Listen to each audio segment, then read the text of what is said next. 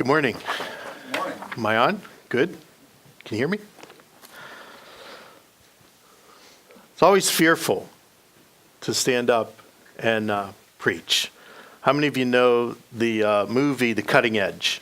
It's about the hockey player that can't get a job in hockey, and he takes up figure skating with a championship skater that's never made the distance in terms of the Olympics or stuff. And just before they go on for a 2-minute program for their first time together, he's over there off stage vomiting. He's so nervous and upset, he's puking his guts out. And, you know, she says, "What are you doing?" He says, "Oh, don't worry about it. I always get nervous before a game."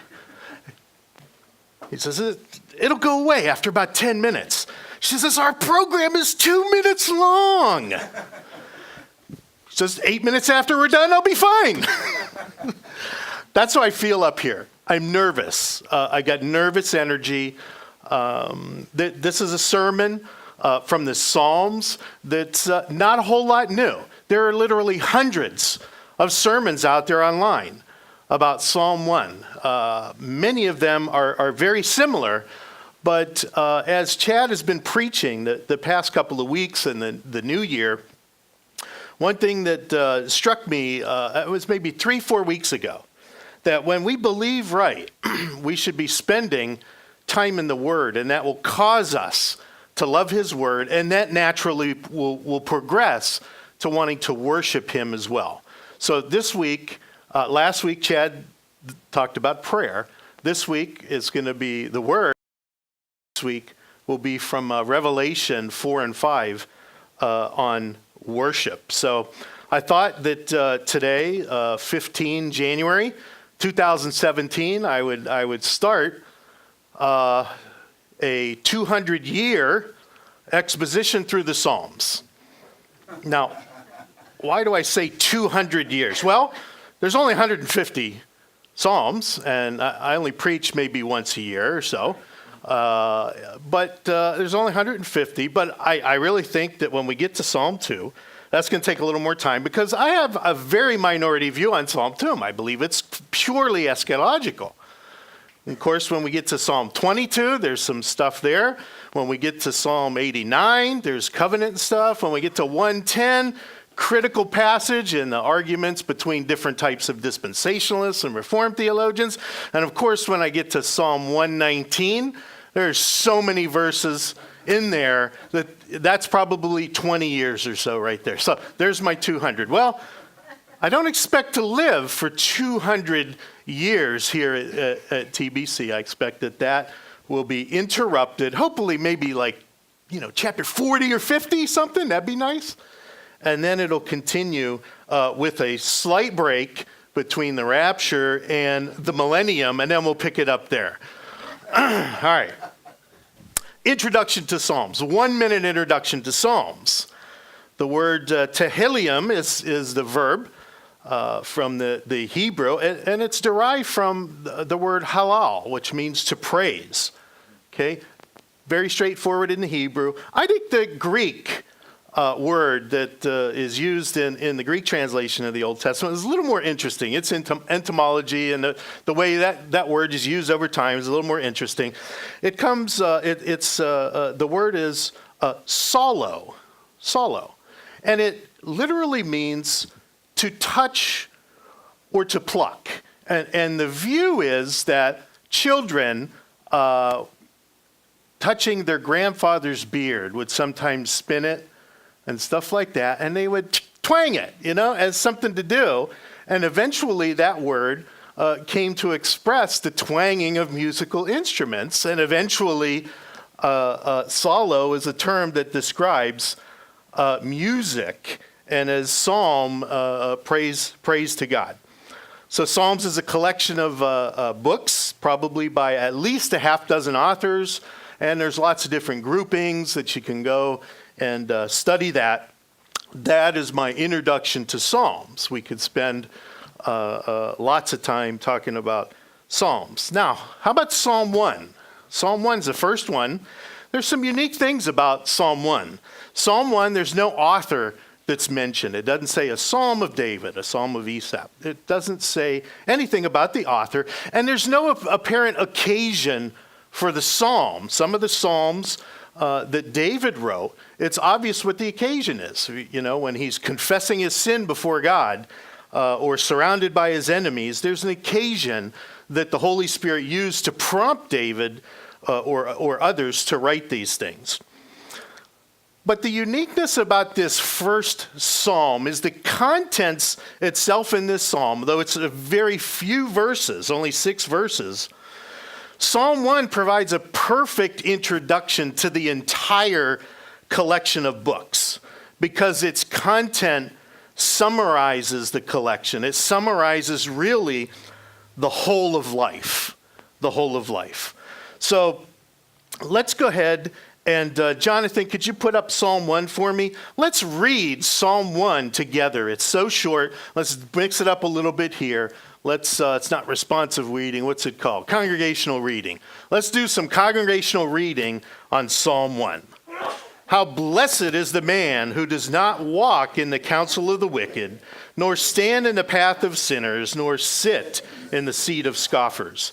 But his delight is in the law of the Lord, and in his law he meditates day and night. He will be like a tree firmly planted by streams of water, which yields its fruit in its season, and its leaf does not wither. And in whatever he does, he prospers. The wicked are not so, but they are like chaff which the wind drives away. Therefore the wicked cannot stand in the judgment, nor sinners in the assembly of the righteous. For the Lord knows the way of the righteous, but the way of the wicked will perish. Amen. So Psalm 1, interesting. The focal point here of Psalm 1 really covers all of the other Psalms. Why? It's because Psalm 1 is talking about day-to-day issues. Okay, it's mentioning about walking. Okay, walking. And everyone knows that in Old Testament times, walking was the predominant method of getting from place to place. And those are the times when people really wrestled with and fought through the issues of life. They had the time as they were walking, 20, 30 miles to Jerusalem or anything like that. But then within that focus here, there's a magnifying glass. There's a central focus here in Psalm 1 that amplifies the reason why this pertains to everything in life. And it deals with verse 2, the law of the Lord, the Holy Scriptures. Okay, the Holy Scriptures. So let's walk through Psalm 1 carefully. Psalm 1. How blessed is the man. Okay, we can stop there and probably go a couple of weeks just there. But a little summary. How blessed is the man. It's really that word here. It's blessings. It's a plural form, and so in the Hebrew, it would be more like an interjection. It'd be more like a shout, a hurrah. Oh, happy, oh, blessed is the man.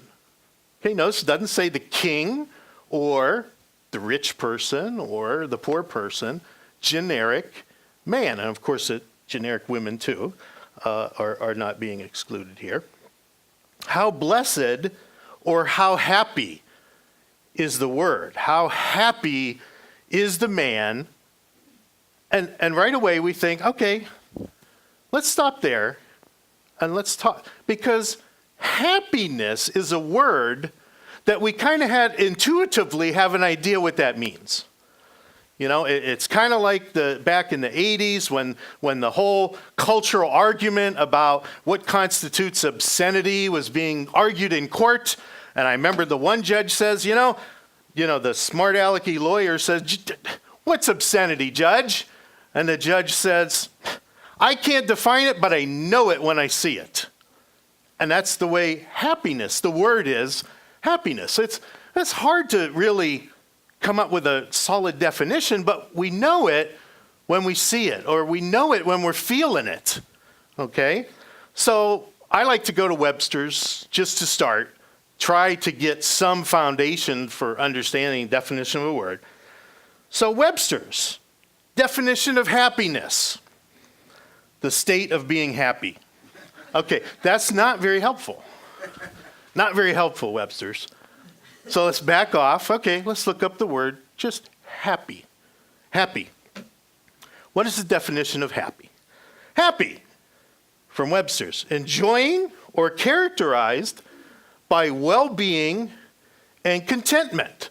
Okay, that seems to agree with our experience, but also at the same time, we got to conclude that Merriam-Webster here, that definition is not going to be sufficient to distinguish between what the Bible talks about as happiness and what happiness is that may be experienced by just everyday people, believers or non-believers. Okay?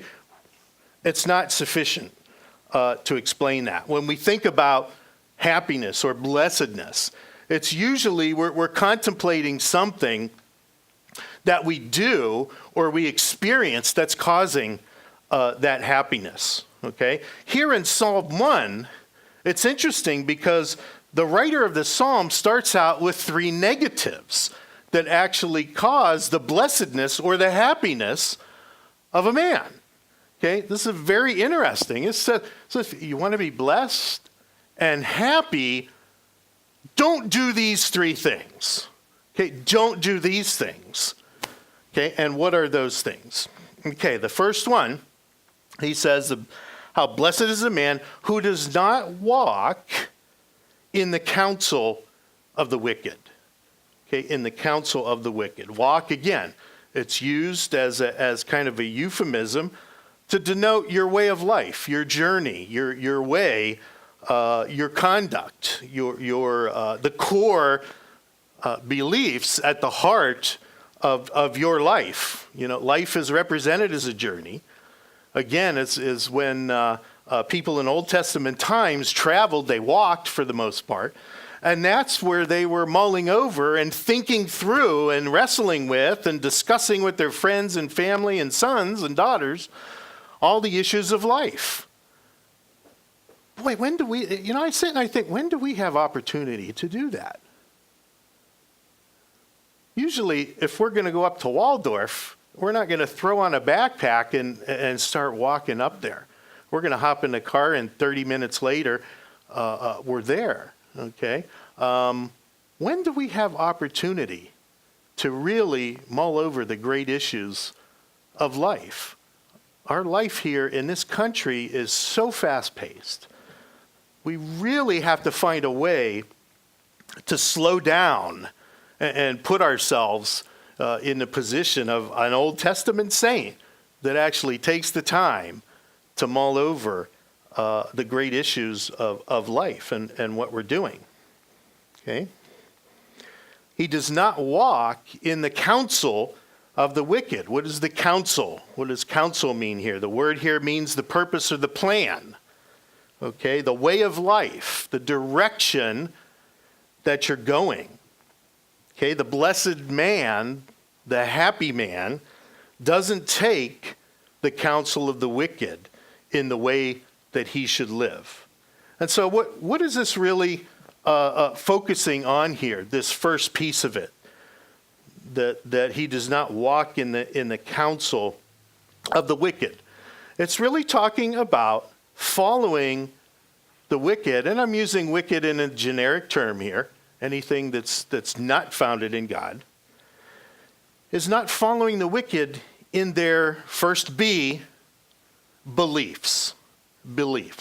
Okay, you notice I'm not using a computer, I'm not using notes. This is a very, hearing-oriented sermon. However, I will put the 3 B's here, this verse 1 and 2, so that you can remember.